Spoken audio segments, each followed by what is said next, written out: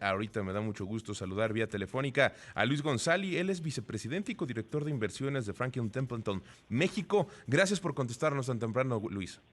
Juan Carlos, buenos días. Gracias por la invitación. Oye, pues, te busqué desde ayer para platicar acerca de cómo es que ven ustedes en Franklin Templeton lo que sucede con Evergrande y cuáles pueden ser sus afectaciones tanto a nivel global como a nuestro país. ¿Por qué no comenzamos por desmenuzar un poco cómo es que llegamos a esta situación que generó el día de ayer una llamada marea roja en los mercados financieros?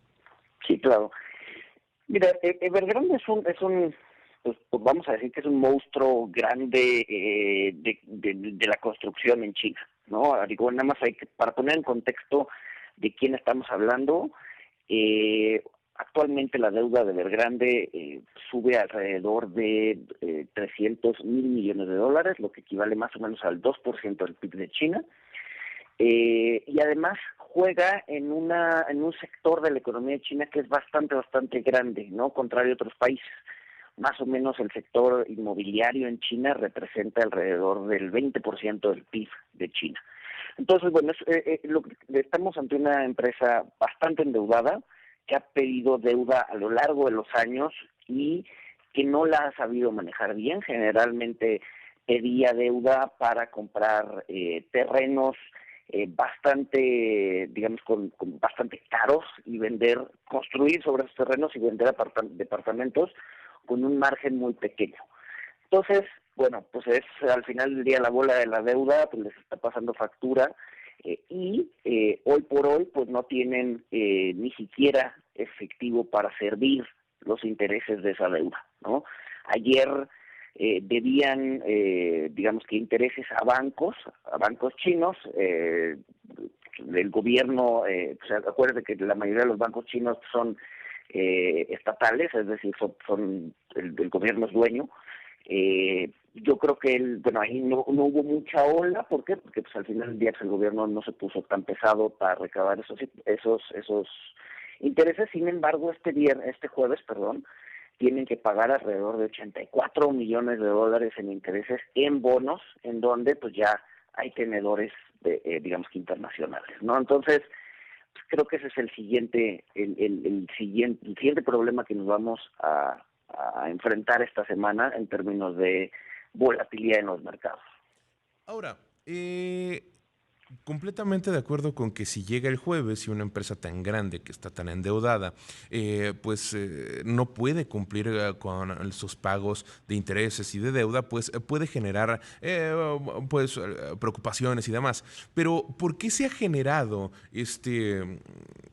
pues como visiones o esta preocupación de que pueda hacer nuevamente un Lehman Brothers? Creo que eso es realmente la pregunta que está alrededor de toda esta situación y por qué se le ha comparado con este fenómeno que derivó en una crisis financiera que duró, si lo vemos estrictamente, como 10 años.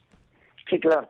No, a ver, yo creo que las personas estamos acostumbradas, todos, a buscar similitudes con el pasado, ¿no? Y la verdad es que esta empresa tiene muchas similitudes con Lehman, ¿no? Pues es una empresa que tiene su rama financiera, o sea, no solo es inmobiliario, sino también tiene bancos. Además está ligada al sector inmobiliario, o sea, es una crisis del sector inmobiliario muy similar al 2008, es una crisis muy endeudada, es una empresa muy endeudada, muy similar al 2008. Se está hablando de que probablemente no venga un rescate muy similar al 2008. Entonces, yo creo que la rima histórica hace que digamos que los miedos se vuelvan latentes otra vez, ¿no? Yo no creo que vaya a ser un Lehman por distintas razones, en Franklin no queremos eso, y una de ellas es que, o sea, sí hay mucho banco digamos que con exposición a Evergrande, pero la mayoría son bancos chinos o bancos regionales, ¿no? Entonces, es probable que el problema esté focalizado en China. El gobierno chino, una vez que empiece a ver que el problema se pueda volver sistémico, definitivamente va a entrar al quite, ¿no? Probablemente lo que busca el gobierno chino hoy por hoy es una cosa que quiebre de manera ordenada, es decir, ok, sí vas a defaultear, sí vas a traer ciertos problemas, pero no lo convierte en sistémico. En el momento en que se convierte en sistémico en China, yo creo que el gobierno chino sí va a entrar al quite, sí va a entrar a ayudarla, pero está muy lejos de ser un Lehman en el sentido de que solamente los bancos locales en China tienen la exposición fuerte, ¿no? Pues prácticamente en 2008 todos tenían exposición a Lehman, ¿no? Y todos tenían exposición al mercado financiero de Estados Unidos, como es ahorita. En Estados Unidos, si se cae el sistema financiero de Estados Unidos, se cae el sistema financiero del mundo. Si se cae el sistema financiero chino, sí va a generar disrupciones, pero no, o sea, no tanto como si fue el de Estados Unidos, ¿no? Entonces, yo creo que los temores vienen de que se parece mucho a lo que pasó en 2008, pero pues, hay ciertos detalles que hacen que el problema, o que pensemos que el problema va a terminar estando focalizado en China. Y ahora creo que entonces la siguiente pregunta obvia debe de ser, estas afectaciones que, insisto, dices que van a estar focalizadas en China y cuando en un momento empiecen a salir, ¿pueden llegar a afectarla a México de alguna manera? Uh-huh. A ver, que estén focalizadas en China tampoco es cosa así muy menor. O sea, hablando del sistema financiero, yo creo que el sistema financiero no va a tener muchas repercusiones o repercusiones muy fuertes. En donde creo que sí vienen las repercusiones es en el lado del crecimiento, ¿no? Decía al inicio que es alrededor del 20% del PIB, el sector inmobiliario. Entonces, en el momento en que se cae Evergrande, empiezan a caer pues las empresas alrededor de ellas, empieza a haber un contagio en el sector, digamos que inmobiliario. Esto, al ser un sector muy grande en China, puede traer una ralentización económica de China. Y entonces la afectación puede venir por ahí, ¿no? Se empieza a ralentizar China y esto implica que se puede empezar a ralentizar Australia, Brasil, un poco Estados Unidos. Entonces los países con exposición a China pues iban a empezar a crecer menos, digamos. Y por ahí podría venir la afectación. Para el caso de México, en el caso económico no lo veo tan serio porque digamos que nuestra cercanía con China es menor, estamos mucho más ligados a Estados Unidos. Lo que sí podríamos ver para el caso de México serían como cosas de corto plazo, volatilidad que nos pegue directamente en nuestra moneda, en nuestra bolsa, etcétera, etcétera. Recuerden que el peso es una de las monedas más líquidas del mundo y muchas veces la usan de proxy para cubrirse en contra del riesgo de mercados emergentes.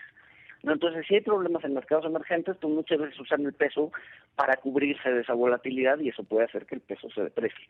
Entonces, creo que las afectaciones van a ser, o sea, México podría tener como daños colaterales, afectaciones menores y de corto plazo, y al final del día el mundo sí le puede pegar, pero más bien del lado de crecimiento económico, más que de problemas en el sector financiero.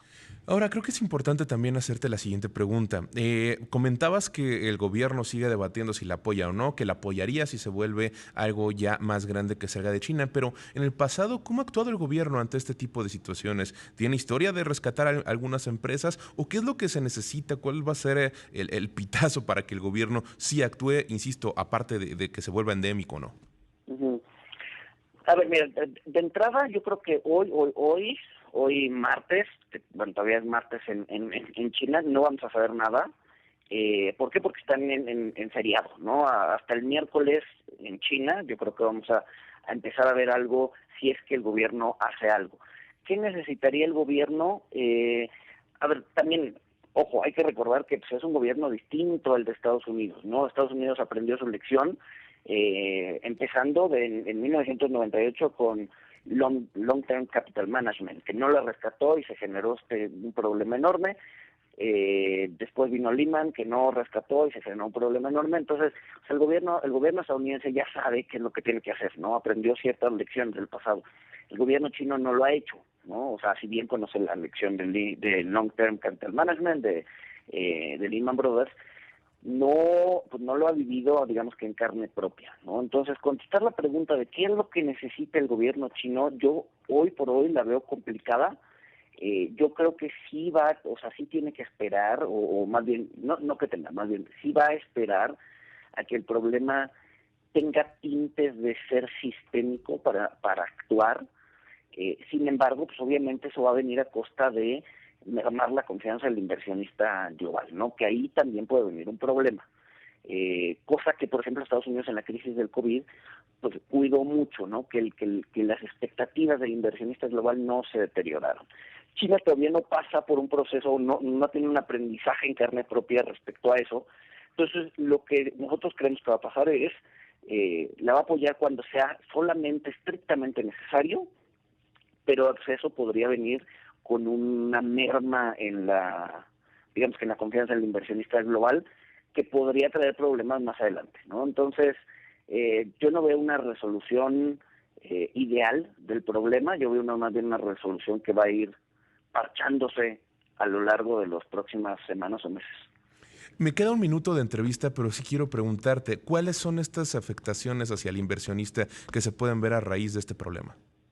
Más que nada volatilidad, en términos de, digamos que financieros, volatilidad de corto plazo, falta de confianza. Ahorita hemos visto muchísimos flujos hacia China, sobre todo en bonos. Pues probablemente esto baje un poquito, ¿no? Hoy el inversionista global está apostando fuerte a China en términos de renta fija. Entonces, pues si no cuidan bien ese mercado, pues probablemente vean flujos de salida o incluso bueno, más bien salidas de flujo o ralentización en la entrada de flujos, ¿no? Y pues eso podría afectar tanto crecimiento económico como pues temas, o sea, que el mercado financiero pues, pierda cierta confianza en la región, ¿no? Pues Luis González, vicepresidente y codirector de inversiones en Franklin Templeton, México, muchas gracias por habernos acompañado y gracias por ayudar a esclarecer toda la maraña que es este tema de Evergrande. No, mil gracias a ti, Juan Carlos, y encantado de seguir platicando en otro momento. Pues muchas gracias.